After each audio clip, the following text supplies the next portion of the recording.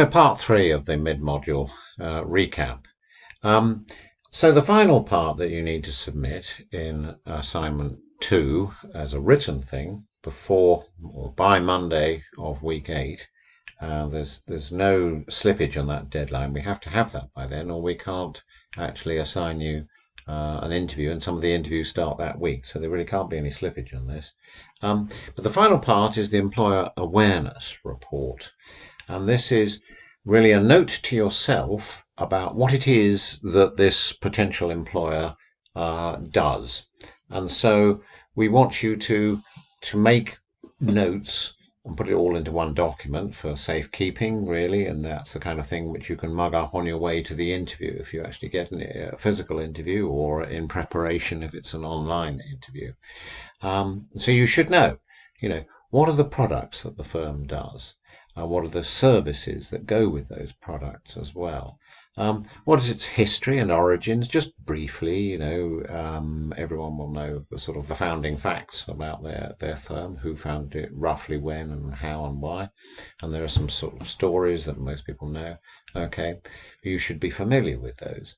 And then you've got to know where. Is this a one-off little tiny employer in just one part of the world, or is it a major employer with offices in 183 countries spread all the way around the world? So you've got to know something about its geographical size and spread, and of course also roughly how many employees. If I join this firm, will I be one of 100, in which case, the overall boss might actually know me, or, will I be one of 10,000 or 100,000 employees, in which case, I'll never get to, it's unlikely that I'll get to meet the boss, certainly in my first year. And then you've really got to understand what, in business terms, we call the business model. That is, how does this firm make a profit? So you've got to be very specific about what it is that they do, and then no firm does everything. They always buy in all sorts of services. So if you work for a retailer like Tesco, they don't make anything. Even Tesco's own brand tuna, they don't go and catch the tuna or tin it even. All they do is put that out to a contract manufacturer who puts a Tesco label on it. So Tesco does not make anything, but they retail stuff. Okay, so you've got to be very clear in your mind about what it is that your firm does and what they don't, what they buy in as a source. Okay, and then aligned to that, but perhaps slightly different, is how does it actually generate cash? Usually these two can be fairly similar, because you make cash from your trading operations, which is the result of your business model, but not always that way. And then you've got to think about the future. How vulnerable is this firm's business model to the business environment? We've just seen it change enormously over the last year in 2020, and firms which have not changed their business models, well, in a few instances that hasn't mattered, but almost everyone else that has mattered enormously. If you just look at the way we deliver lectures, for example, that's changed enormously. So, and then it will change again in the next year and the year after that. And so are those changes going to be a source of opportunity or a source of danger to this kind of a business? So you've got to come up with that answer. You can try and read stuff, but actually you've got to start acting like a grown-up and making your own assessment of the risks and opportunities that every employer offers you. The risks and challenges if the business environment changes. And you've also got to be able to locate, because you're not going to be asked to work in all of the firm's departments, not unless it's a tiny firm of 2 people or something. You will be working in only one part of what is probably quite a large or larger organization, and you need to know where your unit, your department, your business bit fits into the overall business bit, and that can take you a bit of time to really get your head around. So you need to understand those bits, so that because after all, the people interviewing you will know all of this times 10, but they will be interested to see how much of it you know, and just by the way that you answer a question that they ask, they can tell how much of it you know and how much of it is sort of a blank space.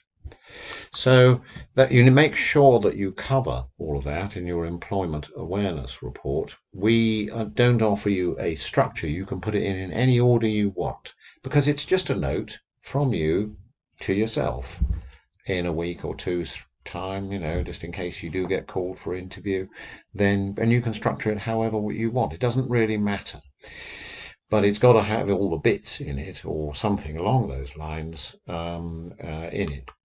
Okay.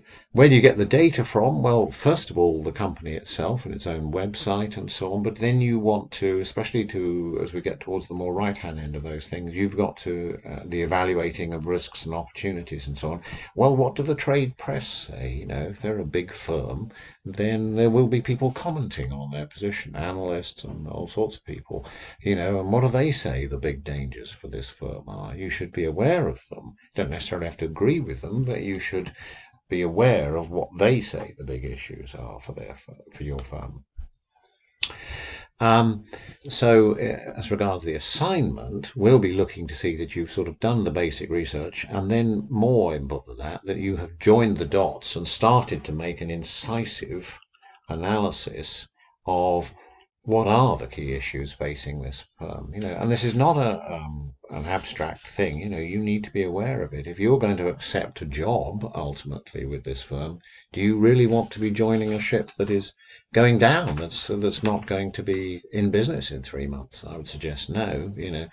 Even 3 months employment with a ship that goes down doesn't look that great on your CV, and you might get some experiences, but they may not all be very positive. So you might be better off not joining a sinking ship.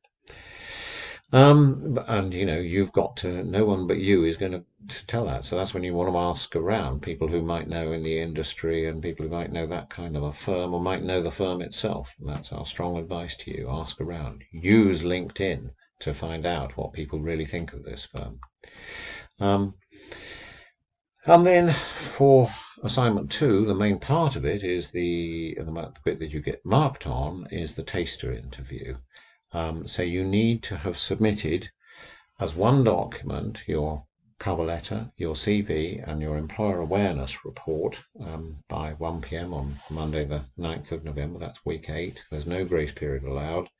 And then the reason that no grace period allowed is the interviews start later that week, in week 8. So we just can't go on beyond that. But you will be interviewed in either week 8 or week 9 or week 10 with your group of fellow people with whom you've just been working on assignment 1. And so you're sort of all in that together. And that's why that group can help you form a useful group for testing and rehearsing and practicing. You can try out your CV or cover letter on other members if you wish to. They'll probably be applying for different jobs. And you can practice interviews with them, and we'll do it in tutorials in week 6 and week 7. And you can practice your answers, and there'll be some techniques that we do. But the format of the interview is that all of you will be interviewed in turn for a short bit, about 5 minutes each, and then we have a little pullback and a how did that go discussion amongst you giving your opinion and other people, and then we move on to the next person in the group and they get their 5 minutes and then some feedback and so on. And all of that is going to take 50 minutes or so. And it proceeds in rounds of about an hour. Okay. But you're all sort of interviewed in succession, but in a group together. So that's assignment 2. And then assignment 3, well, this is the first we've said about this is just a brief introduction to it. But what we would say is read the handbook. It tells you exactly what you should be doing. Read it as closely as you would read a job description for a job that you really want. And then create another document. You're going to upload this one document, but in it you start by putting in unchanged your CL, your cover letter, your CV, and your employer awareness report exactly as you did them for assignment 2. Don't improve them at all, just leave them as they are. Then put some front end on it, a title page and a contents page and so on, automatically done, generated and so on. And then we're going to ask you to do a reflective report and a personal development plan, and we'll give you more details on that next week. But that is what you are being asked to upload, and that is what is assessed in assignment 3, and that counts for 60% of the marks. And we'd ask you to do that by week 12. I think that is Monday on the 7th of December, and that's what all that you have to do. Then you're done, and so you can do most of it by week 8. So here we are at week 6, and by the time you've uploaded your CL, your CV, and employment awareness report, employers awareness report, you can then have the interview, and then pretty well you should be done. You should be you then just have to reflect on, how did my interview go? How did the group work go? Describe it, warts and all.